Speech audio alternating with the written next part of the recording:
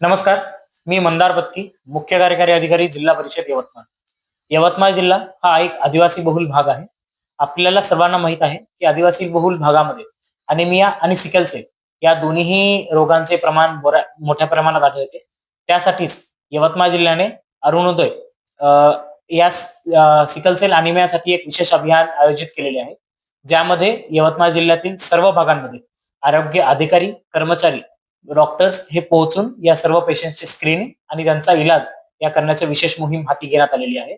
याबद्दल मी सर्व आरोग्य कर्मचारी, सर्व डॉक्टर्स, त्याचप्रमाणे सर्व सिकल सेलचे पेशंट्स आणि नागरिक यांना विनंती करतो की या अभियानाला आपण प्रतिसाद द्यावा आणि यामध्ये जास्तीत जास्त सिकल सेल अनिमिया याचे पेशंट्स आपल्याला कसे आयडेंटिफाय करता येईल आणि त्यांचा इलाज कसा होईल हे आपल्याला नियोजन करणे शक्य होईल. धन्यवाद. नमस्कार. मी मंदार पत्की, मुख्य कार्यकारी अधिकारी, जिल्हा परिषद यवतमाळ.